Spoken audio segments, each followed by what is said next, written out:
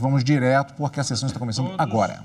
Declaro aberta essa sessão ordinária por meio de videoconferência do Supremo Tribunal Federal e passo a palavra à senhora secretária, que fará a leitura da ata da sessão anterior. O presidente ministro Dias Toffoli. Ata da 26ª sessão extraordinária do plenário do Supremo Tribunal Federal, realizada inteiramente por videoconferência em 3 de setembro de 2020. Presidência do senhor ministro Dias Toffoli, presentes à sessão os senhores ministros Marco Aurélio, Gilmar Mendes, Ricardo Lewandowski, Carmen Lúcia, Luiz Fux, Rosa Weber, Roberto Barroso, Edson Fachin e Alexandre de Moraes. Ausente por motivo de licença médica o senhor ministro Celso de Mello. Vice-procurador-geral da República, doutor Humberto Jacques de Medeiros. Abriu-se a sessão às 14h30, sendo lida e aprovada a ata da sessão anterior. Pergunto se há alguma observação a ser feita e, não havendo, declaro a ata aprovada. Senhoras e senhores ministros, senhor Procurador-Geral da República, senhoras e senhores advogados e advogados, com a palavra o ministro imprensa, todos que nos acompanham, inicio essa sessão ordinária lendo o ofício recebido por Sua Excelência o ministro Luiz Roberto Barroso como presidente do Tribunal Superior Eleitoral. Excelentíssimo senhor ministro-presidente, com meus cordiais cumprimentos, tendo em vista o disposto nos artigos 119, 1A e 121, parágrafo 2º, ambos da Constituição Federal, comunico a Vossa Excelência que o ministro Henrique Ricardo Lewandowski completará o primeiro biênio como membro substituto neste tribunal no dia 25 de setembro de 2020. Atenciosamente, ministro Luiz Roberto Barroso, presidente. Então, no mandamento constitucional, teremos a nossa votação, que hoje se dá por meio do sistema computacional. Aberta a votação.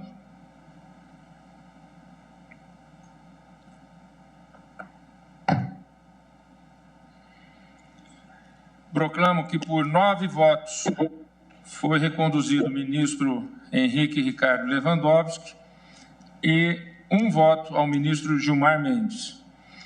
O nosso quórum de 10 presentes, o ministro Celso de Mello está licenciado, então 9 votos ao ministro Ricardo Lewandowski, 1 voto ao ministro Gilmar Mendes. Cumprimento nosso ministro Ricardo Lewandowski, que já presidiu o Tribunal Superior Eleitoral e agora já na sua segunda passagem, indo para o segundo biênio como ministro substituto dessa segunda passagem. Vossa Excelência... Pois não. Não, por favor, perdão. Então, receba os nossos cumprimentos pela recondução a esse novo biênio como ministro substituto. Vossa Excelência, que já presidiu aquela corte nas eleições de 2010, né? 2010, já 2000, o tempo passa, não? 2012, exatamente. 2012. E Vossa Excelência, com toda a experiência, com certeza continuará contribuindo lá no Tribunal Superior Eleitoral com a sua inteligência, com a sua capacidade, com os seus votos. Tem a palavra a Vossa Excelência. Pois não. Presidente, inicialmente agradeço as gentis palavras proferidas por Vossa Excelência e quero agradecer penhoradamente a honrosa indicação para a recondução ao segundo biênio como ministro do TSE aos meus queridos pares. Muito obrigado a todos. Espero poder fazer jus a esta indicação. Meus cumprimentos novamente. E agora vou apregoar o primeiro item da pauta, ação direta de inconstitucionalidade 4281, na qual eu havia me apresentado como impedido por ter atuado na AGU, mas na linha do que foi decidido já em 2 vezes em questão de ordem, esse impedimento nas ações objetivas, ele é levantado.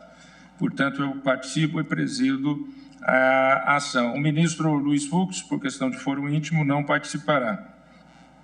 Trata-se da ação direta de inconstitucionalidade, mas temos quórum, temos 9 presentes para o julgamento. A ação direta de inconstitucionalidade 4281, procedente de São Paulo, de relatoria da ministra Rosa Weber, sendo que aqui no caso Sua Excelência herdou da ministra Ellen, que já proferiram o voto. Por isso que, embora constando como relatora a ministra Rosa Weber, Sua Excelência não vota por ser sucessora da ministra Ellen Grace, então relatora, que já proferiu o voto. Requerente à Associação Brasileira dos Agentes Comercializadores de Energia Elétrica, Abracel. Interessado, governador do Estado de São Paulo, Amicus Curiae, Agência Nacional de Energia Elétrica, ANEEL, Amicus Curiae, Associação Brasileira dos Produtores Independentes de Energia Elétrica, APINE. Consta que, após o voto da senhora ministra Ellen Grace, relatora, rejeitando a preliminar e julgando procedente a ação direta, com eficácia ex nunc, pediu vista dos autos da senhora ministra Carmen Lúcia. E, em sessão posterior, após o voto da ministra Carmen Lúcia, acompanhando o voto da ministra Ellen Grace, pediu vista dos autos o ministro Alexandre de Moraes. Então, passo a palavra para a continuidade de julgamento ao ministro Alexandre de Moraes. Boa tarde, presidente. É um prazer novamente estar aqui com Vossa Excelência em plenário, assim como com a ministra Rosa, ministro Fux, ministro Fachin. Cumprimento também todos os demais ministros, também ministra no plenário Carmen. físico do STF, Alexandre de Moraes, Cumprimento o ministro. procurador-geral, doutor Augusto Aras. Presidente, aqui cuida-se, eu vou fazer um breve relatório em virtude do tempo da ação, cuida-se de ação direta ajuizada pela Associação Brasileira de Agentes Comercializadores de Energia Elétrica em face de decreto estadual do Estado de São Paulo, que, alterando um decreto anterior, estabeleceu um regime de substituição tributária na imposição de ICMS sobre fornecimento de energia elétrica contratada no ambiente de contratação livre, denominado ACL, também conhecido no mercado como mercado livre, atribuindo o dever instrumental de recolhimento às distribuidoras de energia elétrica. A autora alega violação à competência legislativa privativa da União e, do ponto de vista material, alega violação aos princípios da legalidade tributária, da livre concorrência e da livre iniciativa, do federatismo, da capacidade contributiva e da proporcionalidade, ou seja, alega todas as inconstitucionalidades possíveis. Levada a julgamento, já há, como Vossa Excelência disse, 2 votos pela procedência da ação, da eminente ministra, ex-ministra Ellen Grace e da eminente ministra Carmen Lúcia. Presidente, já adianto que irei divergir uma vez, e pretendo assim demonstrar no voto, uma vez que não encontro nenhuma inconstitucionalidade. Na verdade, o mecanismo que foi criado é um mecanismo para uma maior fiscalização, um mecanismo para se evitar sonegação fiscal. Não há nenhuma, ao meu ver, com devido respeito a todas as posições de contrário, não há nenhuma inconstitucionalidade, seja formal, seja inconstitucionalidade material. Aqui, realmente, o que se pretendeu foi uma forma de evitar o que vinha ocorrendo muito, uma forma de evitar a sonegação. Tanto que o decreto é de 2009, alterando o decreto de 2000, não se alterou. Isso é importante, um dado fático importante, não se alterou o montante o montante de impostos, de tributos. O que se diminuiu foi exatamente a sonegação fiscal. Esse foi o grande objetivo, ao meu ver, alcançado pelo decreto de 2009. Exatamente aqui o deslinde dessa controvérsia, que é objeto da presente ação, depende, ao meu ver, da reflexão importantíssima do respeito ao conceito de responsabilidade tributária. Ou seja, cada um pagar realmente o que a legislação estabelece. De início afasto a tese de invasão da competência legislativa da União, uma vez que o texto normativo impugnado, em momento algum, senhor presidente, adentra a competência privativa da União para legislar sobre exploração de energia elétrica. Não é isso que se faz. Não se altera 1 milímetro da questão material sobre exploração de energia elétrica. O que o decreto regulamenta como bom decreto, como um ato normativo secundário, o que ele altera é o que os Estados-membros podem fixar. Fixar a forma de responsabilizar o devedor tributário para o recolhimento de ICMS. Nesses termos, a Constituição Federal, no artigo 155, estabelece competência aos estados e ao Distrito Federal para a instituição do ICMS.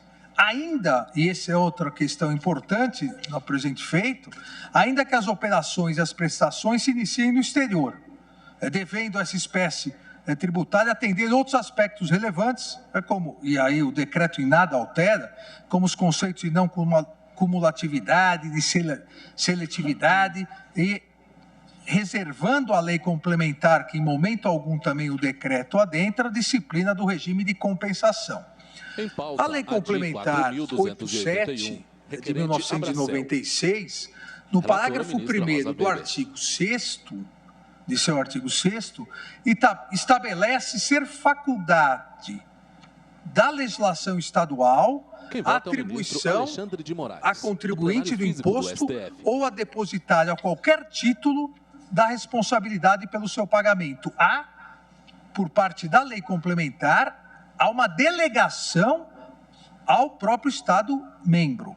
Então, o Estado adquiriu, por meio da lei complementar, que por sua vez tem previsão no artigo 155, inciso 12, a linha B da Constituição Federal, essa lei complementar tem essa atribuição e essa possibilidade que o fez no parágrafo 1º do artigo 6º, de facultar ao Estado a atribuição a contribuinte do imposto ao depositário a qualquer tipo de responsabilidade pelo seu pagamento. Hipótese essa em que assumirá a condição de substituto tributário para uma ou mais operações ou prestações, seja elas antecedentes, concomitantes ou subsequentes.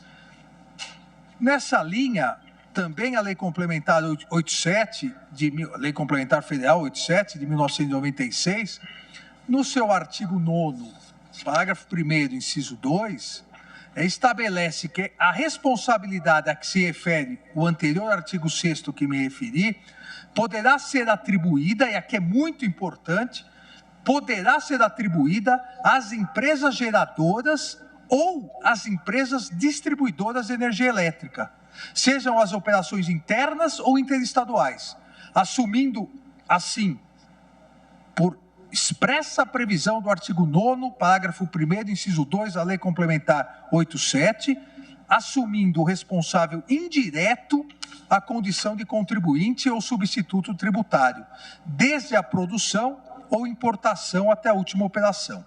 No caso, o Estado-membro, com fundamento nesses comandos constitucionais, a que me referi, é o artigo 155, e de lei complementar, a Lei Complementar 87 de 1996, o Estado-membro editou a Lei 6.374 de 89, que foi posteriormente alterada, e cito as leis de alteração, sendo a última a 10.169 de 2000, sempre dentro do escalonamento do organograma tributário constitucional.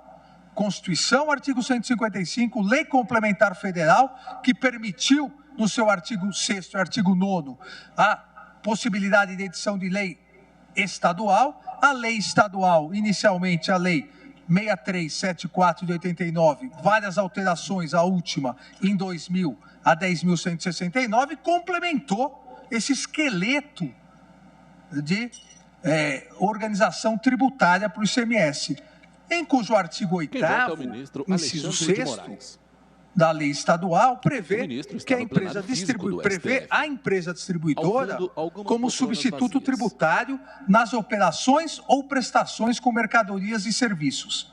Incidente dessa forma, o ICMS sobre a energia elétrica ao lado da empresa geradora ou de qualquer outra que se ocupar da comercialização. E aqui importante, consideradas operações antecedentes, concomitantes ou subsequentes. A mesma lei estadual, editada por permissivo constitucional e da lei complementar federal, essa mesma lei estadual, no artigo 8º, parágrafo 10º, número 2, impõe que a sujeição passiva por substituição dependerá de disciplina por normas complementares a serem fixadas em regulamento, exatamente o decreto a que se imputa a inconstitucionalidade. Todo esse caminho constitucional e legal complementar em nível federal e ordinário em nível estadual, todo esse caminho se concluiu para realmente ter efetividade na edição do decreto, inicialmente o decreto 54.177 de 2009, alterado pelo decreto 54.177 de 2009, que é o impugnado, que alterou o decreto 45.490 de 2000, é o regulamento do ICMS no estado de São Paulo. Ou seja, o caminho todo formalmente foi seguido pelo estabelecimento da possibilidade que a Constituição, no artigo 155, dá à União de edição de lei complementar. A lei complementar, como eu disse no artigo 6º e 9º, delegou ao Estado, o Estado editou a sua lei ordinária e, a partir da lei ordinária, se regulamentou pelo decreto, ora impugnado, 54.177 de 2009. No artigo 425, inciso 1º do decreto regulamentador, se atribui à empresa distribuidora responsável pela operação de rede de distribuição, mesmo no chamado ambiente de contratação livre, a responsabilidade pelo lançamento e pelo pagamento do imposto incidente nas sucessivas operações internas com energia elétrica, desde a sua importação ou produção.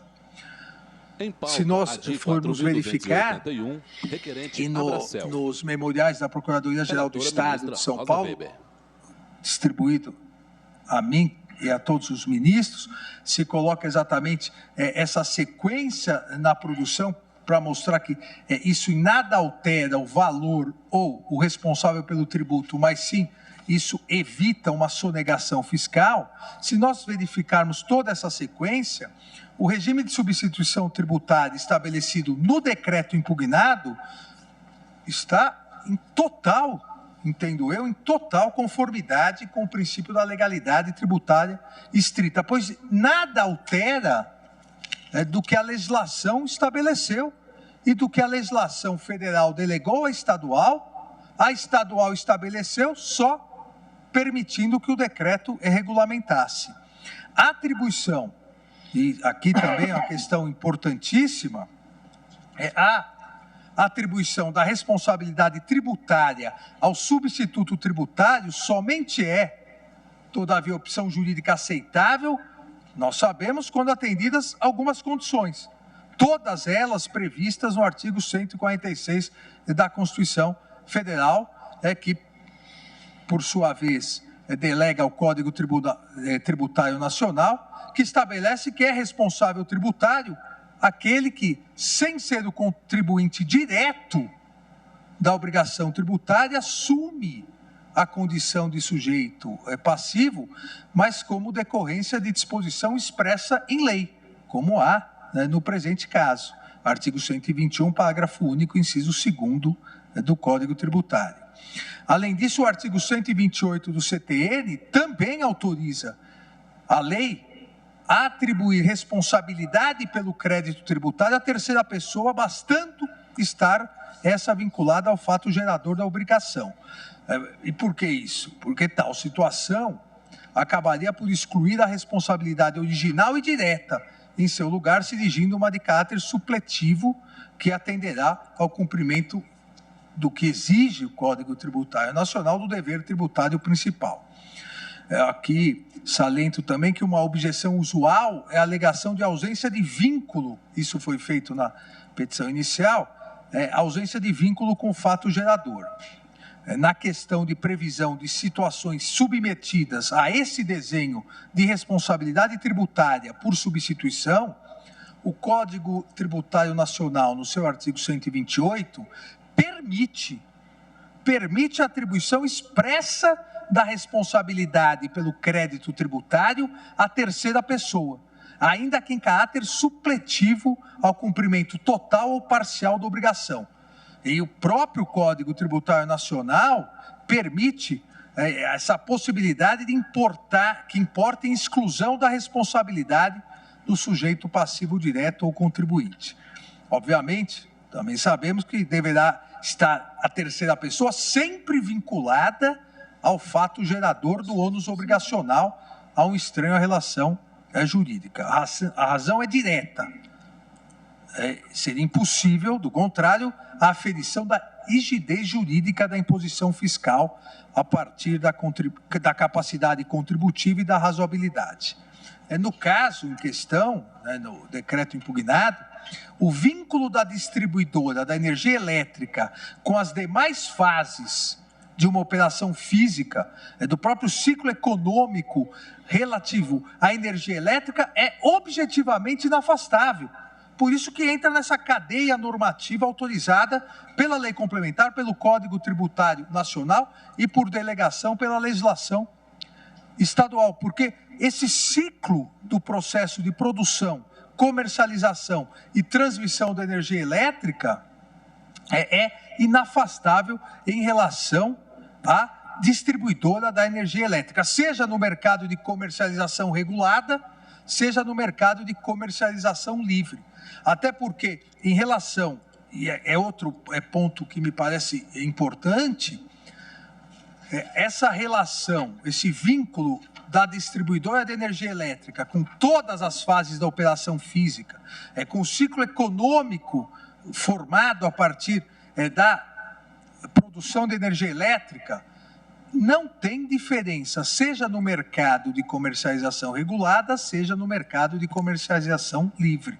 A distribuição de energia elétrica integra fisicamente, aqui não é nem uma questão só jurídica, é uma questão física.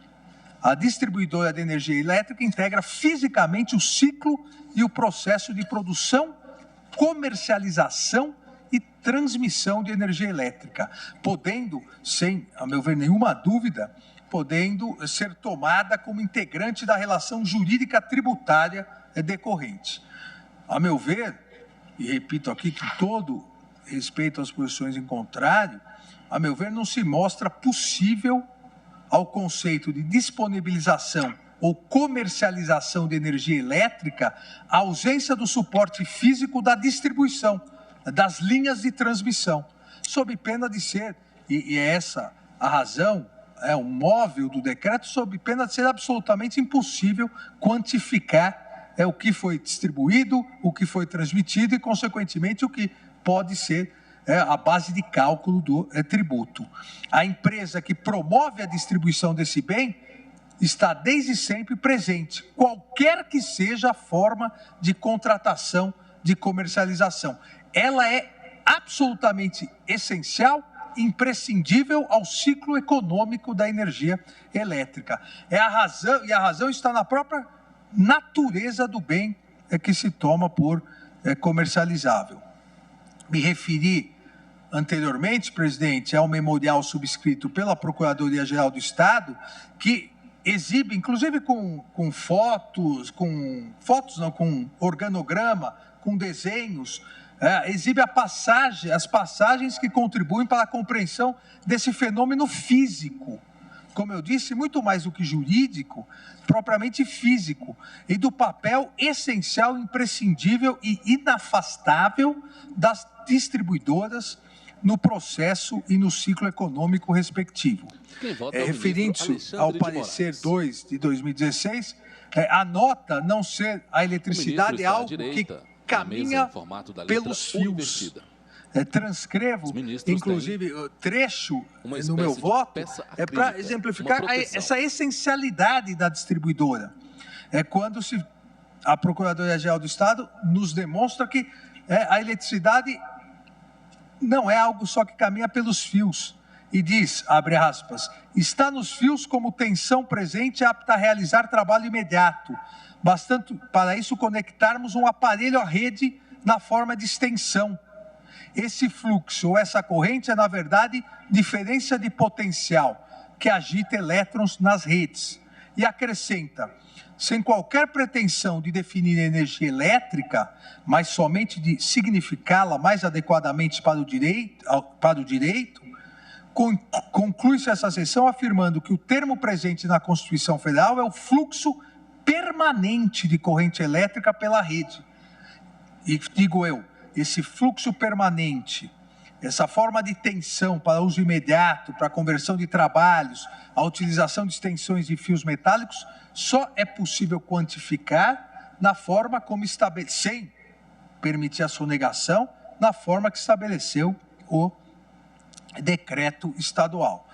Pois bem, e já concluindo, senhor presidente, as distribuidoras são partes absolutamente imprescindíveis para a configuração do evento físico e fato econômico que é a produção de energia elétrica. Tirá-las disso é simplesmente impossibilitar qualquer quantificação na cobrança do tributo. Não se pode, a meu ver, conceber qualquer operação de comercialização e de consumo de energia elétrica sem a fase da distribuição. É fisicamente, mais do que juridicamente impossível, é fisicamente impossível se conceber qualquer operação de comercialização e de consumo de energia elétrica sem a fase de distribuição. A energia elétrica a ser consumida, ela é ofertada exatamente a partir do uso da rede de distribuição, sendo simplesmente, reafirmo, impossível, concreta e faticamente, a qualquer consumidor, livre ou cativo, acesso à fonte de energia sem que seja por intermédio da empresa distribuidora. Não há, e aqui é exatamente o cerne da questão, não há acesso a qualquer consumidor, livre ou cativo, à fonte de energia, se não for por intermédio da empresa distribuidora. Por isso que somente por intermédio da empresa distribuidora é possível se quantificar a energia elétrica que foi comercializada e, consequentemente, aplicar a tributação.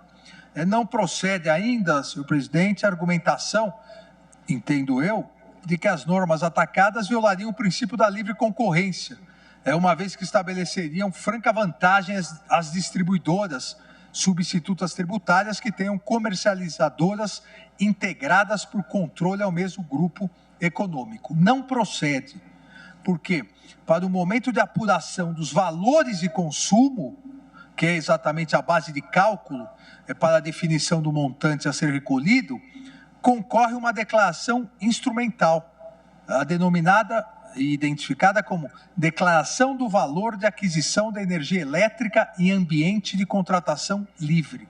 Ou seja, a regulamentação tomou esse cuidado. E essa declaração instrumental deve ser preenchida e apresentada em sistema informatizado, por intermédio do qual se registram os valores de aquisição de energia elétrica contratadas, exatamente para evitar qualquer burla na livre concorrência e para se evitar também o que se pretende, para se evitar a sonegação. Dessa forma, com esse procedimento, a informação prestada por cada consumidor fica resguardada pelo fisco e, a partir dela, é possível a apuração do preço médio e, a partir disso, do imposto devido. Aqui não se trata, o decreto, não se trata de alteração das normas tributárias, mas sim uma regulamentação de um modelo de apuração fiscal. Em nada se alterou a imposição tributária. Aqui é um modelo de apuração fiscal que, inclusive, já se espelha em outros adotados pelos fiscos, todos sempre com apoio no critério da praticabilidade fiscal, da razoabilidade, da eficiência, para que se afaste a sonegação fiscal. Definem-se preços médios, considerando-se pesquisas de mercado, preços sugeridos por fabricantes e dados e fontes similares. Em verdade, senhor presidente, ministros, entendo que, ao invés de ferir a livre concorrência, a regulamentação impugnada acaba reforçando a livre concorrência, à medida em que busca reprimir, afastar quadro de potencial evasão ou abusividade lesiva. Aí sim, sabemos que a sonegação, a fiscal, isso sim produz um ferimento grave, um desrespeito grave à livre concorrência. Nesse aspecto, também saliento uma informação sensível, importante, constante na nota técnica produzida pela Secretaria da Fazenda do Estado de São Paulo, de que após a instituição do formato de sujeição passiva tributária, sem alteração em qualquer dos elementos materiais, mas sim como eu disse, com essa implementação do modelo de apuração fiscal, que após essa alteração, houve um aumento da arrecadação a patamares, vejam que a importância, sem qualquer, eu insisto nisso porque é muito importante, sem qualquer alteração em qualquer dos elementos materiais, sem elevação de alíquota, sem nenhuma alteração materialmente tributária, somente com essa fixação de um novo modelo de apuração fiscal, a arrecadação cresceu mais de 50%, a demonstrar como se sonegava no modelo anterior.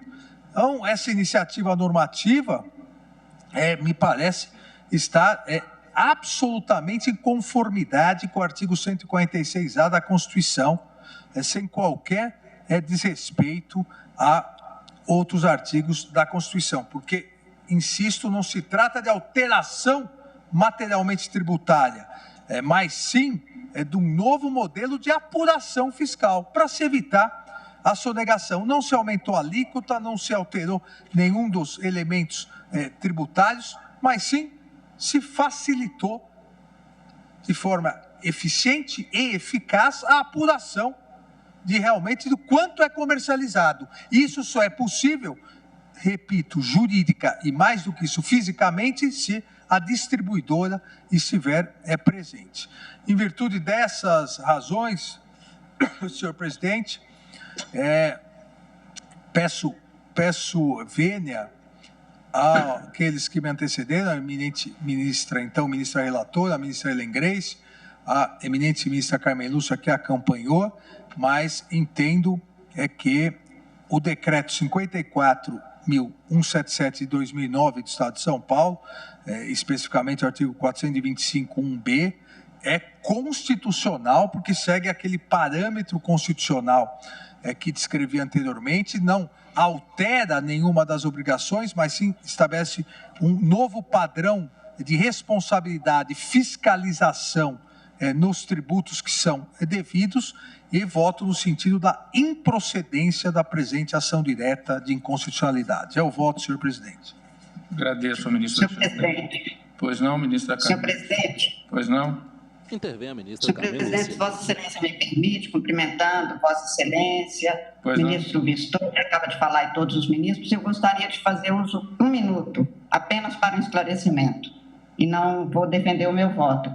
Apenas, claro, com as vênias do ministro Alexandre, que diverge do que votei, da forma com que votei.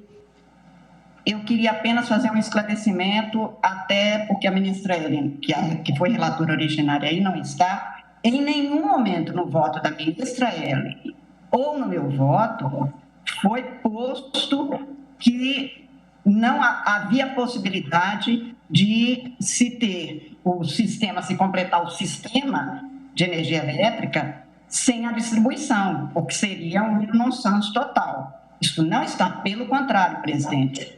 E disso sei porque fui procuradora durante 16 anos na CEMIG, que é uma empresa de energia elétrica, trabalhei muito com isso. No meu voto foi expresso que a compreensão da questão posta, como Vossa Excelência, ministro Alexandre, acaba de dizer, não prescinde do conhecimento de alguns elementos que compõem o setor elétrico brasileiro. Neste setor atuam 4 espécies de agentes: os agentes de geração, os agentes de transmissão, os agentes de distribuição e os agentes de comercialização, a cada um deles correspondendo uma atividade, todas completando, portanto, o ciclo que é necessário para se chegar até o consumidor final. Tal como tinha feito a ministra relatora, a ministra Ellen também, eu, senhor presidente, senhores ministros, ao votar, acentuei que esses agentes são apontados pelos dispositivos impugnados como substitutos tributários do ICMS incidente na operação de compra e venda de energia elétrica e atua na atividade de transporte e na atividade de comercialização. É disso que se cuida nessa legislação. A Lei 90/74, que estabelece normas para outorga e prorrogação das concessões e permissões de serviços públicos, possibilitou que certos consumidores de energia elétrica escolhessem seus fornecedores, tendo livre acesso aos sistemas de transmissão e distribuição. Isto é que estava em consideração, que o ministro Alexandre agora também enfatiza, e eu apenas estou acentuando. Em nenhum momento, nem a ministra ela, nem eu, nos votos, dissemos que haveria possibilidade de prestação deste serviço sem distribuição. Nós dissemos que a legislação brasileira criou 2 ambientes para a prestação desse serviço. E num deles, o Estado de São Paulo, especificamente, passou a atuar de uma forma que foi questionada pelo Supremo. Apenas para este esclarecimento, nem tanto pelo meu voto, que está disponibilizado, mas porque a ministra Ellen, que foi a relatora originária sucedida pela minha queridíssima ministra Rosa Weber, não está, e, portanto, fazendo um pouco a defesa de que, para não ficar dúvida, que não cuidamos de algo que seria o nosso sonho total.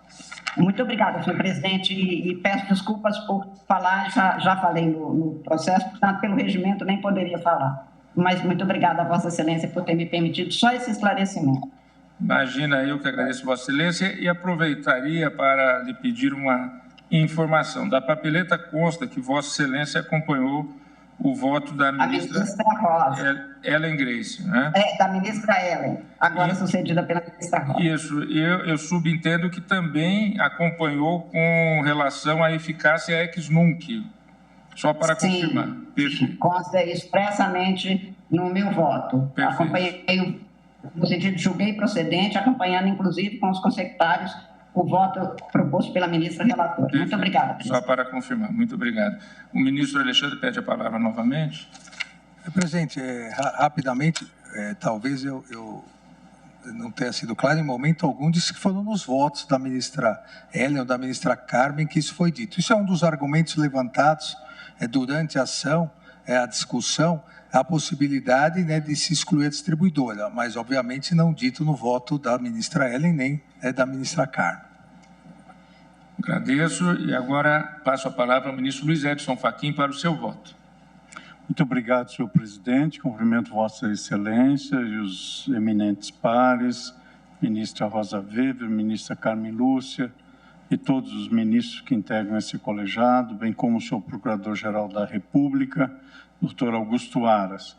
Senhor presidente, eu examinei a matéria e principio o meu voto, desde logo registrando, que vou acompanhar, sem embargo, de todo respeito, do qual é merecedora a divergência, eu vou acompanhar o voto, então, proferido pela ministra Ellen Grace, dando procedência a esta ADI, que a rigor originalmente se tratava de uma DPF, e também acompanhando na eficácia ex nunc, que Sua Excelência, a ministra Ellen Grace, aqui pontuou.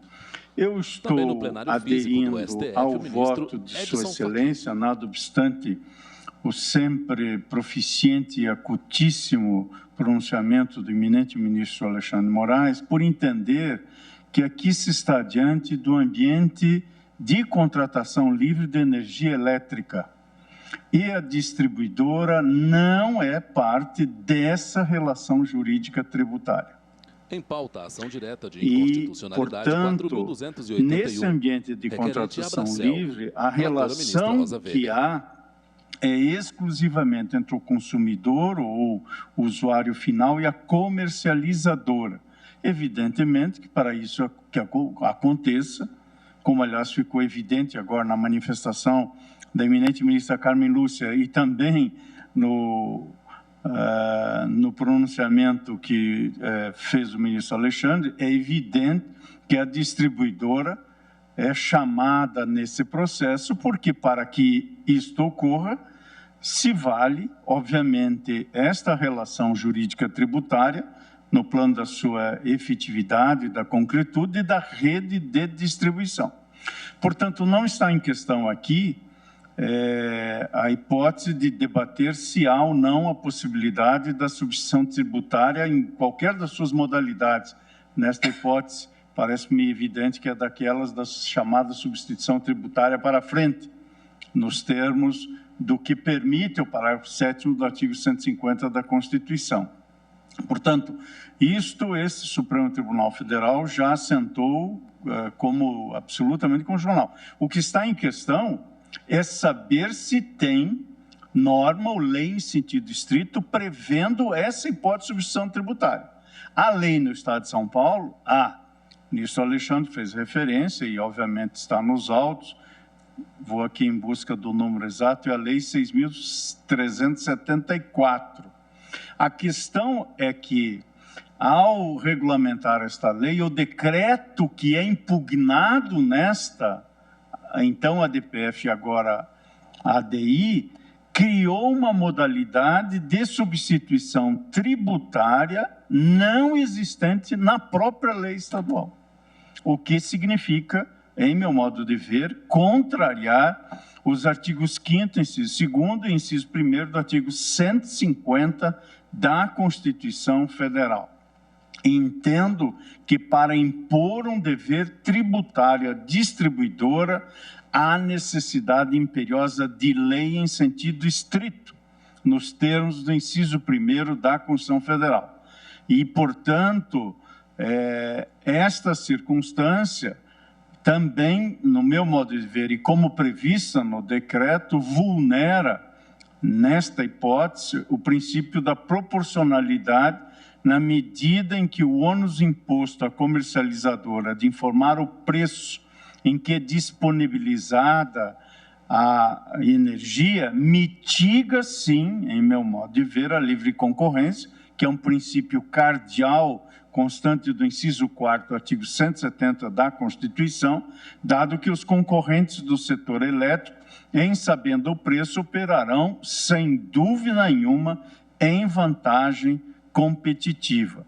Não bastasse essa vulneração da legalidade tributária e da livre concorrência, há também, meu modo de ver, ofensa ao princípio da capacidade contributiva, uma vez que as grandes distribuidoras passarão a servir-se das informações concorrenciais privilegiadas para operar em vantagem competitiva, de modo que o contribuinte de maior capacidade econômica operará em detrimento daquele que funciona, que opera no ambiente de contratação livre de energia.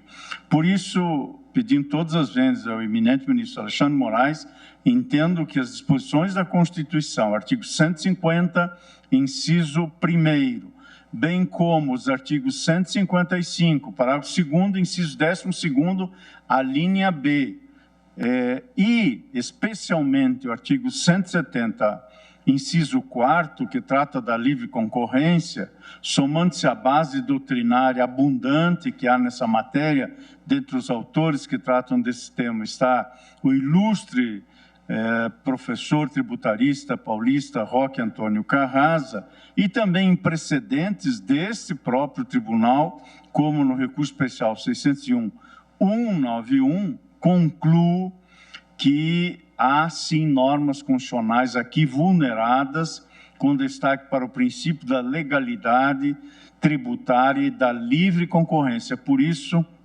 eu estou manifestando o voto no sentido de acompanhar a declaração de inconstitucionalidade do decreto do Estado de São Paulo e, por razões de segurança jurídica, acompanhando a proposta originária dos efeitos ex tunc. É como voto, senhor presidente. Agradeço, ministro Luiz Edson Fachin. Passa a palavra agora ao ministro Luiz Roberto Barroso para o seu voto. Boa tarde, presidente. Boa tarde, senhoras ministras, Carmen Lúcia, Rosa Weber, prezados colegas, senhor Procurador-Geral da República, doutor Augusto Aras. Presidente, eu vou pedir todas as vênias à dissidência tão bem sustentada pelo ministro Alexandre de Moraes, mas guardo convencimento diverso nessa matéria, tal como já o haviam feito a ministra Ellen Grace, a ministra Carmen Lúcia e o ministro Luiz Edson Fachin. Na minha visão, há um problema de inconstitucionalidade formal e há um problema de inconstitucionalidade material. A inconstitucionalidade formal decorre do fato de que o deslocamento da obrigação principal para um substituto tributário, em atenção ao que prescreve o artigo 150, inciso 1 da Constituição, depende da edição de lei formal. E, na hipótese dos autos, o Estado de São Paulo atribuiu essa obrigação mediante a mera edição de um decreto. Transcrevo no meu voto escrito os precedentes do Supremo Tribunal Federal, confirmando a tese da exigência de lei formal. No tocante à inconstitucionalidade material, também aqui eu penso que ela se verifica. Dos muitos argumentos que foram deduzidos a propósito dos vícios materiais, um deles me parece definitivo.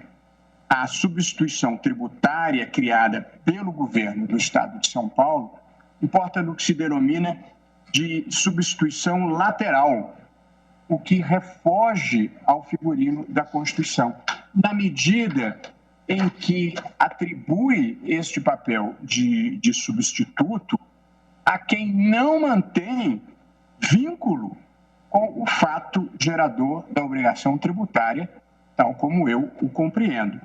Veja-se que, na presente hipótese, como já foi destacado, aliás, nos votos da ministra relatora e no parecer, na manifestação da ANEEL, a distribuidora não participa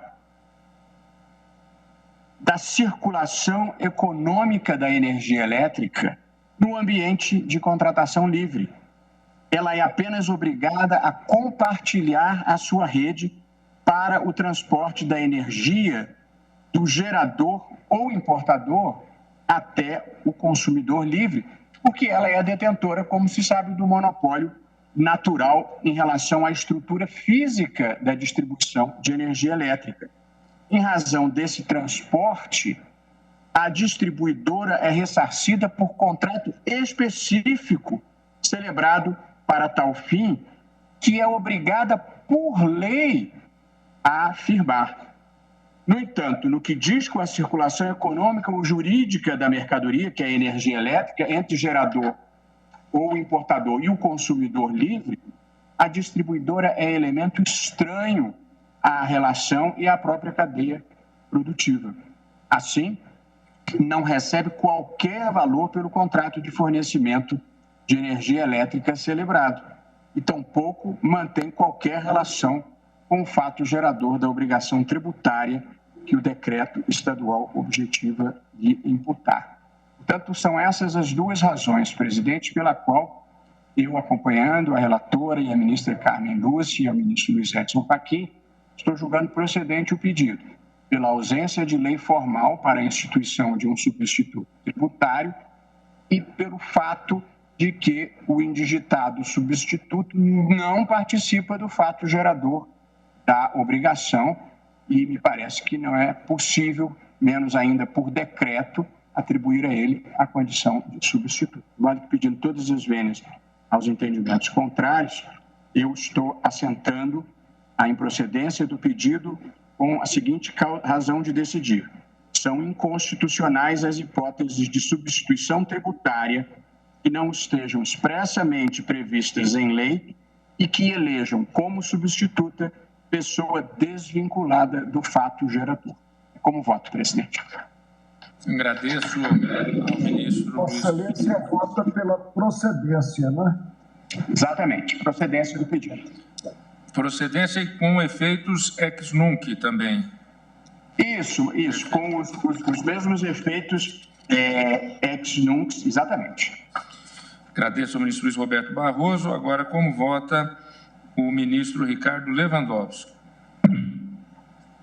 Senhor presidente, eu tenho um voto estrito e realmente quero dizer que fiquei vivamente impressionado pelos argumentos expendidos pela ministra relatora, a ministra Ellen Grace, também pela ministra Carmen Lúcia e agora pelos colegas que se manifestaram após a fala do ministro Alexandre de Moraes. E eu fiquei, confesso, impressionado, sobretudo pelo argumento do vício formal, ou seja, da ausência de uma lei formal para definir quem é o substituto tributário neste caso que nós estamos estudando.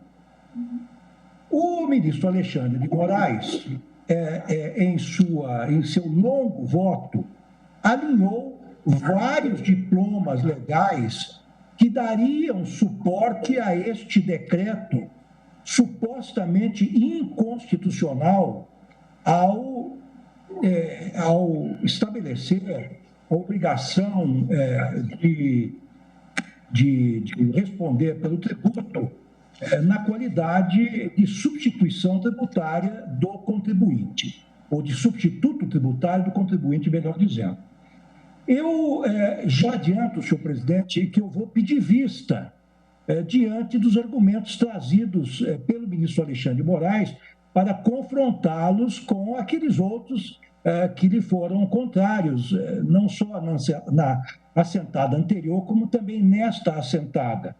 E realmente, em meu voto, senhor presidente, eu trago à colação o artigo 155, inciso 2º da Constituição Federal, combinado com o disposto no parágrafo 2º, inciso 12 desse mesmo dispositivo, que estabelece que compete à lei complementar, em relação ao ICMS, definir os respectivos contribuintes, a linha A, e dispor sobre a substituição tributária, a linha B, além de outras, disposições atinentes ao tema.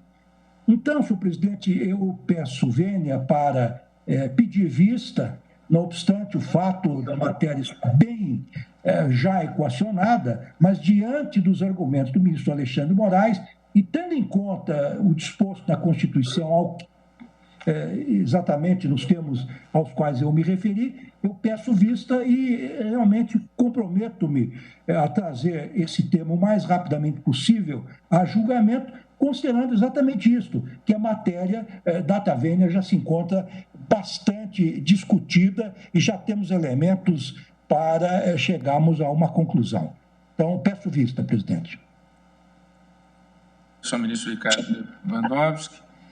E proclamo, então, o resultado ainda parcial, que após o voto do ministro Alexandre de Moraes, que, divergindo da relatora e da ministra Carmen Lúcia, julgou improcedente a ação, e dos votos dos ministros Luiz Edson Fachin e Luiz Roberto Barroso, que acompanhavam a relatora, inclusive com eficácia ex nunc, pediu vista o ministro Ricardo Lewandowski. Passamos agora à ação direta de inconstitucionalidade 3.697, de relatoria do ministro Marco Aurélio. Não participa o ministro Luiz Roberto Barroso. Requerente Procurador-Geral da República, interessado Governador do Estado do Rio, interessado Assembleia Legislativa do Estado do Rio de Janeiro. Consta que, após o voto do ministro Marco Aurélio, relator, que julgava procedente o pedido formulado na ação direta para assentar inconstitucionais os artigos 11 e 35 da Lei Complementar número 111/2006 do Estado do Rio de Janeiro, bem assim da expressão, abro aspas, a que se refere o artigo 47-A desta lei, fecho aspas, inserida na redação dos artigos 50 caput, 57-A, caput, 57B e 66B da Lei Complementar número 15 de 1980, respectivamente, pelos artigos 13, 14, 15 e 19 do Diploma de 2006, pediu vista dos autos o ministro Alexandre de Moraes. Participará, representando o interessado governador do Estado do Rio de Janeiro, a doutora Daniela Giacometti, procuradora do Estado do Rio de Janeiro, está sendo admitida, então, ao plenário virtual. Ministro Alexandre de Moraes, com a palavra para o seu voto. Obrigado, presidente. Aqui trata-se de ação direta proposta, também um breve resumo, pelo Procurador-Geral da República, em face de dispositivos da Lei Complementar 111 de 2006 do Estado do Rio de Janeiro, que alterou a Lei Complementar 15 de 1980 para tratar de aspectos remuneratórios da carreira de procurador do Estado. Eu faço a leitura da legislação porque eu vou divergir do eminente relator propondo uma interpretação conforme e explico o porquê. Porque na aplicação dessa legislação, a aplicação da legislação foi exatamente afastando qualquer possibilidade de se entender pela sua inconstitucionalidade, ou seja, de se entender que haveria uma vinculação. O que propôs a alteração legislativa no artigo 47-A? A retribuição estipendial dos agentes integrantes da classe final da carreira de que trata essa lei complementar não será inferior ao limite fixado para os procuradores no âmbito estadual pelo artigo 37, inciso 11 da Constituição da República. Essa alteração.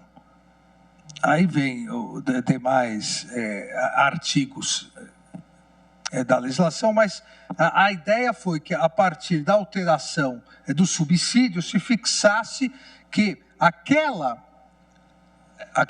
fixação para os procuradores do Estado não poderia ser inferior à previsão do teto constitucional. E a alegação de inconstitucionalidade por parte do Procurador-Geral da República foi exatamente no sentido de que haveria uma vinculação obrigatória, de que toda vez, com base nessa legislação, toda vez que se aumentasse o subsídio, automaticamente se aumentaria a remuneração, o subsídio dos procuradores do Estado. Mas não foi isso que ocorreu.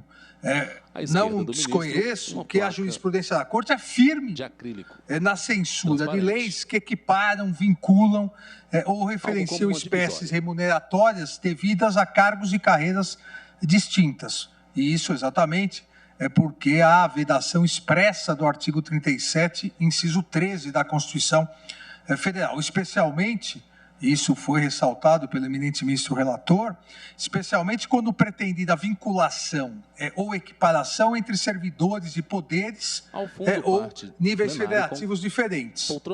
Temos, inclusive, a súmula vinculante 42. É inconstitucional a vinculação do reajuste de vencimentos de servidores estaduais ou municipais a índices federais de correção monetária. E cito aqui no meu voto diversos precedentes.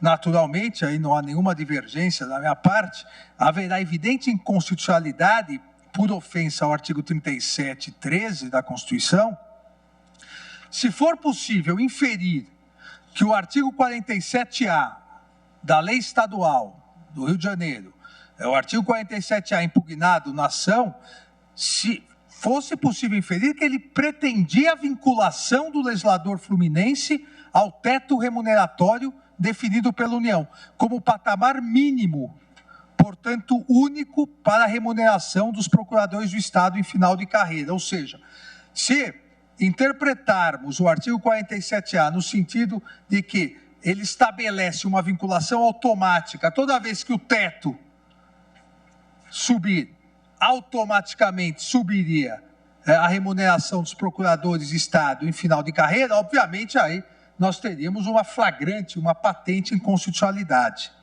Mas não foi isso o que ocorreu, ao meu ver. Eu aqui observo, com todas as vênias, ao eminente ministro relator, que esse não é o único sentido que podemos retirar da norma. E não é o sentido da aplicação da norma. Basta ver, desde a aplicação da norma até hoje, toda vez que o teto foi aumentando, houve necessidade de novas leis estaduais para fixar novos subsídios aos procuradores do Estado.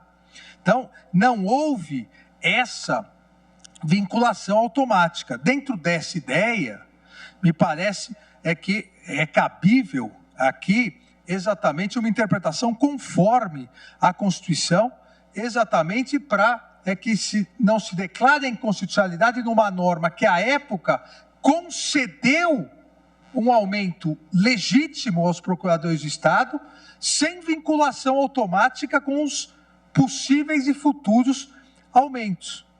A hipótese aqui levantada pela então governadora do Rio de Janeiro e pela AGU é de interpretação do artigo 47A como referência de valor nominal no teto no momento da sua edição, 13 de março de 2006, é corroborada por elementos de fato que vieram a conhecimento da Corte, em sede de memoriais, tanto da Procuradoria-Geral do Estado, do Rio de Janeiro, quanto da própria AGU. Aqui é importante porque há duas possibilidades de interpretação.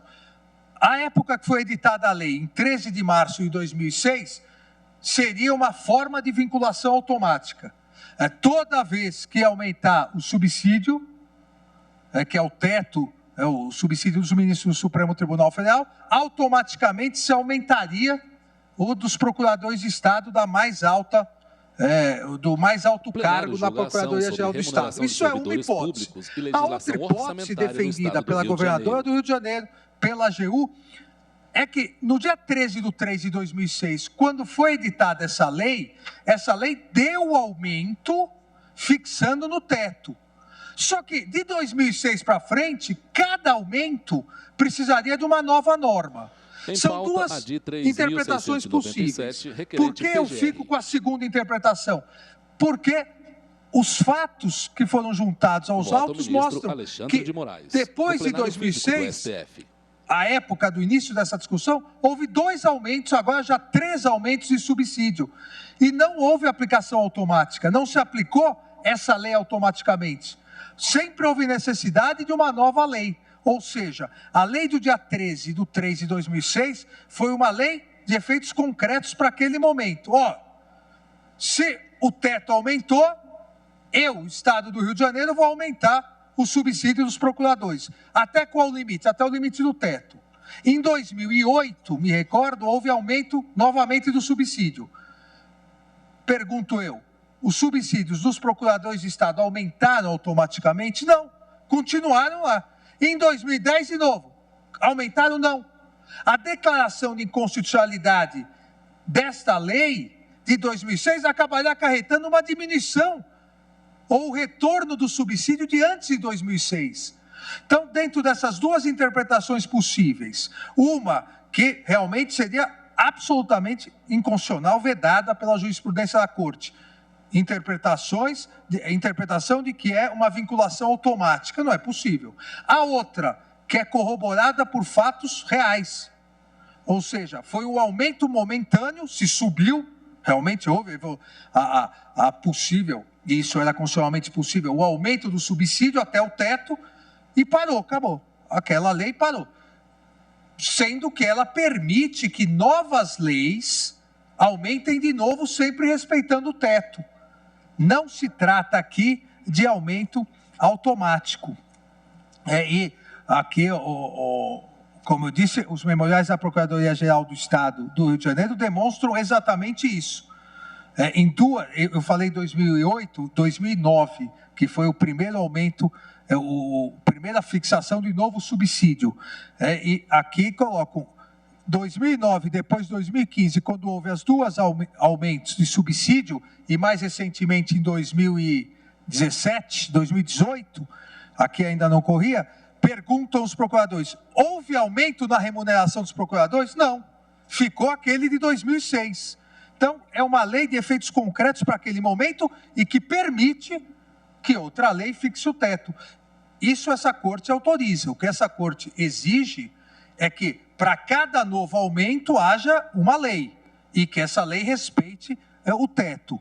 Então, e há, inclusive, foi juntada aos autos certidão que demonstra que não houve aplicação automática. A grande preocupação da Procuradoria-Geral do Estado do Rio de Janeiro é que essa lei não só não serviu para dar um aumento automático toda vez que aumentasse o subsídio, mas que eventual declaração de inconstitucionalidade dessa lei afastaria o aumento salarial lá de trás, de 2006, voltando aos subsídios anteriores.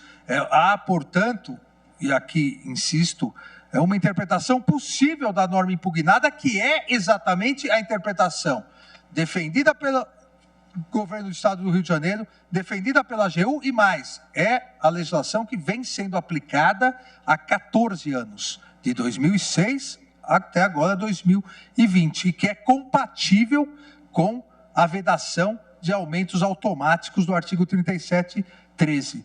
Ou seja, é uma interpretação que possibilita a preservação da norma, definindo o quê?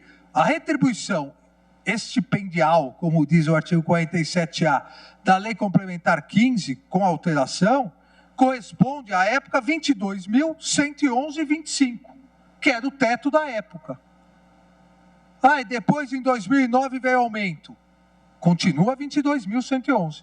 Depois, em 2015, continua 22 mil. Foi uma lei momentânea que concedeu um aumento. E volto a dizer, volto a insistir, que essa exatamente foi a aplicação prática da lei, não foi algo automática. Dessa forma, peço todas as vênias de virgem do eminente ministro relator para julgar parcialmente procedente a ação, atribuindo aos dispositivos impugnados essa interpretação conforme acima enunciado, que não corresponde à vinculação entre carreiras diversas, mas sim, foi concedido um aumento em 2006 e possibilita que cada novo aumento, com base em novas leis, possa chegar até o teto, mas respeitando o teto constitucional. É o voto, presidente.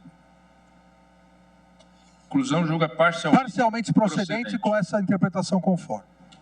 Perfeito. E mantendo o aumento real que foi concedido em 2006.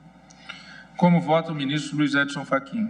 Senhor presidente, eminentes pares, cumprimento o eminente ministro relator, ministro Marco Aurélio, bem como o ministro Alexandre Moraes, que vem proferir voto que diverge da conclusão exarada pelo eminente ministro relator. Senhor presidente, eu irei juntar a declaração de voto sobre a matéria, examinei o tema e, pedindo vênia ao eminente ministro relator, eu estou acompanhando o ministro Vistor, o ministro Alexandre Moraes, e conferindo interpretação conforme a Constituição, a lei complementar em causa e, portanto, julgando parcialmente o procedente, o pedido, nos termos do voto de Sua Excelência, o ministro Alexandre Moraes. É como voto, irei juntar a respectiva declaração. Muito obrigado, presidente. Presidente, como relator, pois não. Apenas para ressaltar mais uma vez que é possível a interpretação conforme a Constituição quando o ato normativo impugnado apresenta polissemia, possibilidade, portanto, de ter-se dois enfoques. O que há no caso concreto e o cotejo a ser feito é único.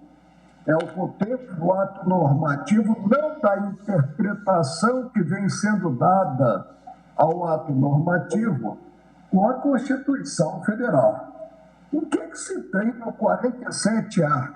Um sutil jogo de palavras que encerra, em última análise, a vinculação vedada. pela Constituição Federal de 1988. Até à primeira vista, não é de compreensão fácil o teor do 47A. A retribuição estipendial dos agentes integrantes da classe final da carreira de que trata esta lei complementar, aí vem a expressão que é fundamental, não será inferior. E prossegue, ao limite fixado para os procuradores no âmbito estadual pelo artigo 37, 11 da Constituição Federal. Qual é o limite versado no 37 anos, 11? É o representado pelo subsídio, que há uma notícia na praça do ministro Guedes de que ganhamos muito pouco, pelo subsídio percebido pelo ministro do Supremo. Ora, se assenta que o estipêndio dos agentes não será inferior a esse quantitativo, essa cláusula, ela tem repercussão no tempo, tem repercussão conforme modificado o teto constitucional previsto no preceito referido na parte final desse artigo 47. Por isso é que reafirmo, presidente, sem defender, porque Vossa Excelência sabe que não disputo coisa alguma em colegiado, muito menos superioridade intelectual. Mas reafirmo o voto proferido, que está calcado em correntia jurisprudência do Supremo quanto à valia da cláusula que impede a vinculação de vencimentos. E já se dizia muito, o ministro Moreira Alves, que é péssimo ter-se o subsídio do ministro Supremo como teto constitucional, e eu concordo com Sua Excelência. Agradeço ao ministro Marco Aurélio, que reafirma o voto. Como vota o ministro Luiz Roberto Barroso? Desculpe, o ministro Luiz Barroso não participa, afirmou suspeição. Como vota a ministra Rosa Weber? Senhor presidente, cumprimento Vossa Excelência, os colegas presentes neste plenário presencial e também os presentes no plenário virtual, o senhor Procurador-Geral da República, doutor Augusto Aras, e pedindo vênia ao eminente relator, eu trago também declaração escrita de voto que converge com a divergência aberta pelo ministro Alexandre de Moraes, a quem eu acompanho, julgando parcialmente procedente a ação direta de inconstitucionalidade para conferir interpretação conforme a Constituição ao artigo 47A em exame exatamente nos termos colocados por Sua Excelência, ministro Alexandre de Moraes. É o voto, senhor presidente. Agradeço a ministra Rosa Weber e o ministro Luiz Fux. Senhor presidente, egregia Corte, ilustre representante do Ministério Público, doutor Augusto Aras, senhores julgadores, senhoras ministras, Carmen Lúcia e Rosa Weber. Senhor presidente, eu entendo que, efetivamente, a lei, quando ela estabelece que o vencimento não poderá ser inferior a um parâmetro, está estabelecendo uma equiparação e uma vinculação. Isso é evidente, pode não ter ocorrido na prática, mas amanhã depois pode surgir uma lei com base exatamente nessa premissa fixada. Se não pode ser inferior, está equiparando, está vinculando. Então, aqui eu estabeleço as seguintes premissas. A jurisprudência do Supremo é pacífica no sentido da inconstitucionalidade de equiparação de vencimentos. Aí cito por todos a sua ADI 668, de Vossa Excelência. E diga, em caso a norma impugnada, ela preceitou que a remuneração dos agentes integrantes da classe final da carreira dos procuradores do Estado do Rio de Janeiro não será inferior ao limite fixado no âmbito estadual pelo artigo 37(10). Em palavras outras, será equivalente a 90 inteiros e 25% do subsídio mensal dos ministros do Supremo Tribunal Federal. Então, acho que há aqui nítida vinculação entre as espécies remuneratórias. Eu, inclusive, os procuradores do Estado do Rio de Janeiro são profissionais de altíssimo nível. Mas uma coisa é uma coisa, outra coisa é outra coisa. eles são de altíssimo nível, mas essa lei aqui, ela é inconstitucional, porque ela esbarra nesse critério fixado pela nossa jurisprudência. Concluo que a norma em comento, ela afronta o Pacto Federativo, porque a fixação da remuneração do servidor público estadual por norma jurídica federal contraria o princípio constitucional de iniciativa reservada pelo chefe do Poder Executivo. Equiparar a legislação federal retira automaticamente a competência constitucional do Poder Executivo local, porque são procuradores do Estado. A lei que institui vinculação de vencimento do servidor estadual a reajuste fixado pelo Presidente da República, garantindo reajuste automático, independente de lei específica do Estado, viola o Pacto Federativo, conforme o ministro Marco Aurélio agora explicou de maneira clara. O emprego da técnica, da interpretação conforme, não é cabível, data máxima vênia, no caso subexame, sob pena de usurpando a função legislativa, reescrever o que está previsto na lei. E aí, mais uma vez, o ministro Marco Aurélio assenta que reescrever não pode. Interpretação conforme é quando o texto dá margem a várias interpretações. Eu vou pedir todas as vezes, senhor presidente, para julgar procedentes os termos, o pedido dos termos que o ministro Marco Aurélio assentou. Agradeço ao ministro Luiz Fux. Ministra Carmen Lúcia, como vota? Senhor presidente, ministro Marco Aurélio, relator, também eu tenho para mim que, em que pese todos os argumentos apresentados pelo ministro Alexandre, pelo ministro Fachin, pela ministra Rosa, é difícil aqui chegar a uma interpretação que não seja a de que há uma vinculação constitucionalmente vedada. Quando se fixa que a retribuição expendial não será inferior ao limite fixado, é até uma fórmula que todos nós que já trabalhamos no serviço público sabemos, para não se saber de forma direta de que se está falando, porque aqui é assim. Nós julgamos na sessão virtual de 27 de setembro de 2019 a 3 de outubro, a ação direta de inconstitucionalidade 4898, foi relatora da Constituição do Amapá, que tinha a mesma norma, só que de forma direta, vinculava o subsídio da última classe dos procuradores do Amapá ao subsídio do ministro do Supremo, que eles receberiam 95%. Aí, um ano depois, nós vamos dizer que no Rio pode, em que pese não ter acontecido na prática. Neste caso, eu acho que, considerando a ocorrência da vinculação nos termos expressos, o caso seria, e não tendo havido a reverberação, e como não pode haver, nos termos da Constituição, uma diminuição, o que teria que ser feita era a declaração de constitucionalidade com a possibilidade de dar efeitos ex nunc a essa decisão, porque aí se teria a certeza de se eliminar isto que o ministro Fux acaba de dizer. Um dia podem resolver aplicar de outro jeito. E como aqui é uma interpretação conforme, para conformar a interpretação à Constituição, seria dizer que ela foi inconstitucional lá atrás, mas como não foi aplicada, nós não declararíamos a inconstitucionalidade. A mágica de linguística seria neste sentido, porque a vinculação e os termos são expressos. A retribuição não será inferior ao ao limite fixado para os procuradores no âmbito especial pelo artigo 37. Logo, se não será inferior, será aquele que foi fixado. Os procuradores, de fato, e a unanimidade de que não houve, senão aquele aumento na década, ainda da primeira década deste século, e que não houve novos aumentos. E que uma declaração de constitucionalidade com efeitos ex tunc faria com que houvesse um recesso remuneratório, que também não pode haver. Até porque aqui foi de boa fé que eles receberam.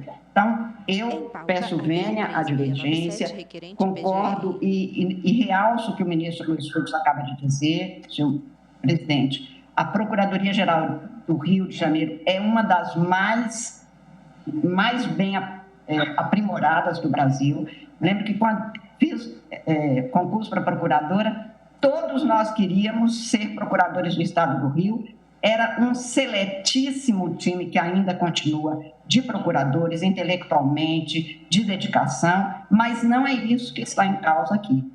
O que está em causa é uma norma cuja prescrição é muito objetiva e dá uma vinculação que é frontalmente contrária à Constituição. Portanto, senhor presidente, com todas as vênias, eu voto no sentido de também julgar procedente a ação, porém, eu depois, se houvesse um julgamento dessa natureza, uma conclusão dessa natureza, eu daria efeitos ex nunc.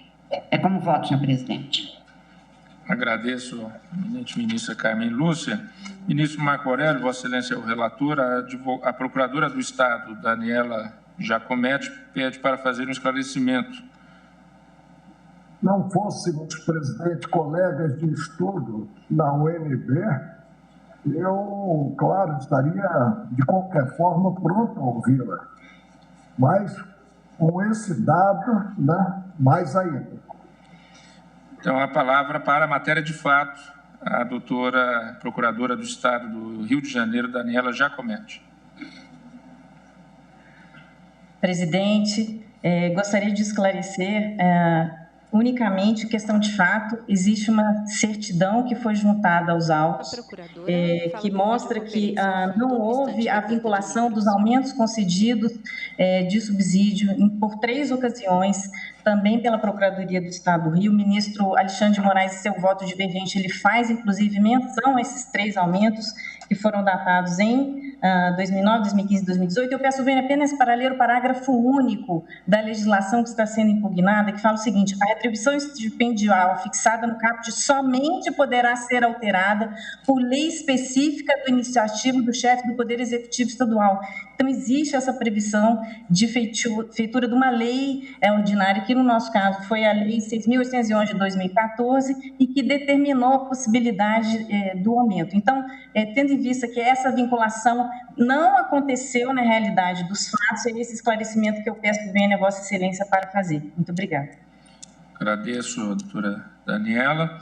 Passo a palavra. Pois não, relator, com a palavra.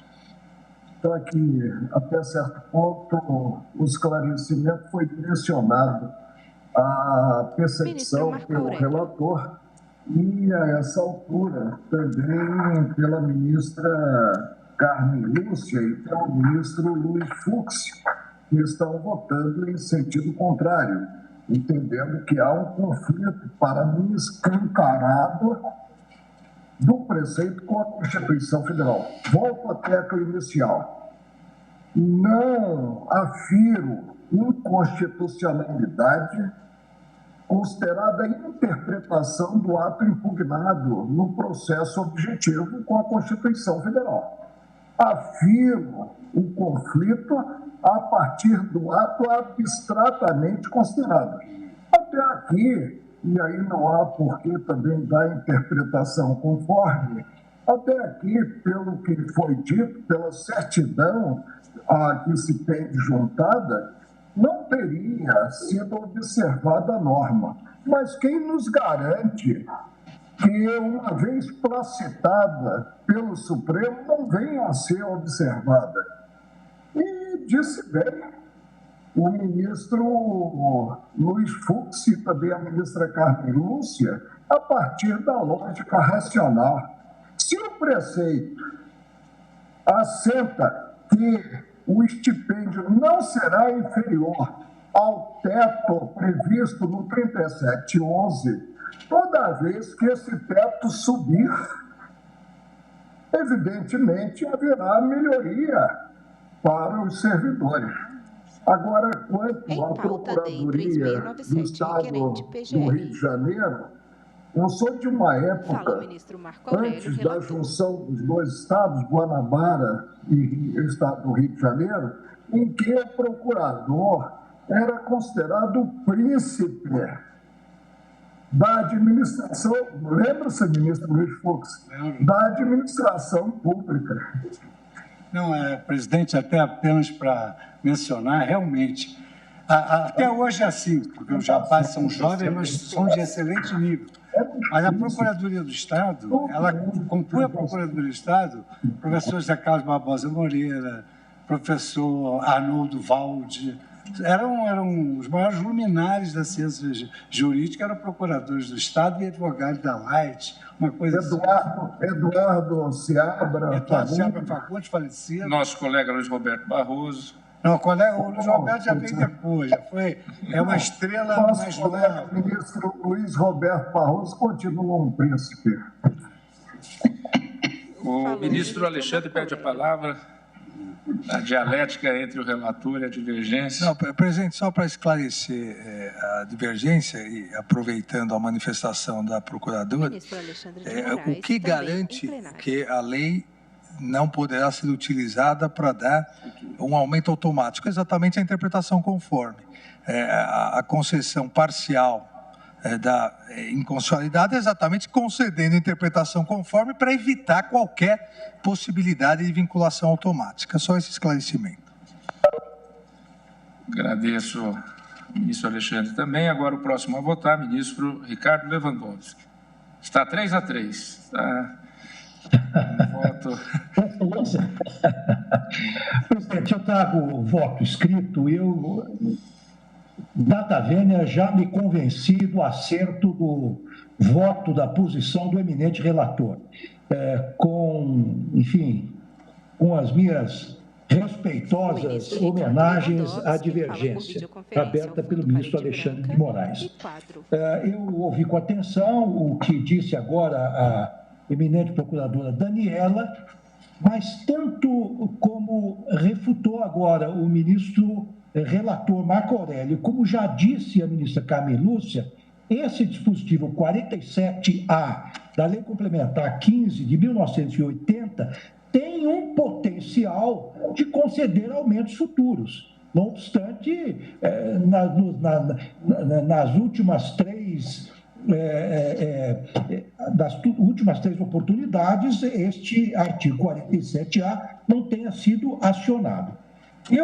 No meu voto, eu observo, tal como o fez o eminente relator, que, no caso aqui, se está transformando o teto em piso. E também, a meu ver, está se estabelecendo uma vinculação constitucionalmente vedada. E observo mais que uma leitura atenta deste diploma legal, que é a Lei Complementar 15 de 1980, ela agrega a este piso, entre aspas, outros benefícios. Por exemplo, o benefício de permanência em atividade, artigo 50, inciso 9 dessa Lei Complementar, gratificação mensal equivalente a 1/3 da retribuição estipendial em razão de substituição de outro procurador em férias, licença ou qualquer outra hipótese de afastamento ou impedimento. Artigo 57A desta mesma lei complementar. Ajuda de custo equivalente a 20% da retribuição estipendial se o procurador for designado para a localidade distante a mais de 50 quilômetros de sua atual residência. Artigo 57B.